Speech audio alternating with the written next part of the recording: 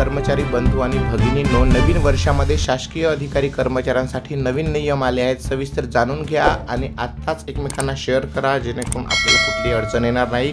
चॅनलवर पहिल्यांदा आला असाल तर चॅनलला प्लीज सबस्क्राइब करून बेल बटन दाबायला विसरू नका। तर चला व्हिडिओला सुरुवात करूया। तर नवीन वर्षापासून शासकीय अधिकारी कर्मचारी यांना नवीन नियम लागू करण्यात आले आहेत। सदर नियमाचे पालन करणे अधिकारी कर्मचाऱ्यांसाठी बंधनकारक आहेत।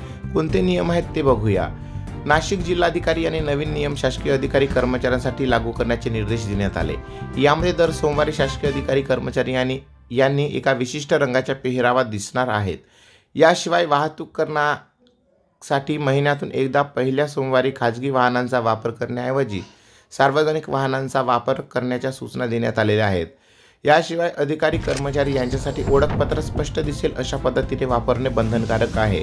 तर नागरिकांनी ओळखपत्र विषयक विचारणा केली असता त्यांना स्पष्टपणे सांगण्याचे निर्देश देण्यात आले आहेत। या ओळखपत्रामध्ये संबंधित अधिकारी कर्मचाऱ्यांचे नाव, पदनाम यांचा तपशील नमूद असेल, ज्यामुळे नागरिकांना अधिकारी कर्मचाऱ्यांची ओळख होण्यास मदत होईल। नवीन वर्षापासून आठवड्याच्या पहिल्या सोमवारी सर्व अधिकारी कर्मचारी यांना फिकट रंगाचा सदरा आणि काळ्या रंगाची पॅन्ट, तर महिला अधिकारी कर्मचाऱ्यांकरिता फिकट रंगाची साडी व निळ्या रंगाचे ब्लाऊज अथवा पिवळ्या रंगाचे सलवार कमीज परिधान करणे बंधनकारक करण्यात आले आहे। सदरची नियमावली नाशिक जिल्ह्यातील कार्यालयातील सर्व अधिकारी कर्मचाऱ्यांकरिता हा नवीन वर्षापासून लागू राहणार आहे। सदर नियमांचे काटेकोरपणे पालन करणे बंधनकारक असल्याचे जिल्हाधिकारी यांच्याकडून सूचित करण्यात आले।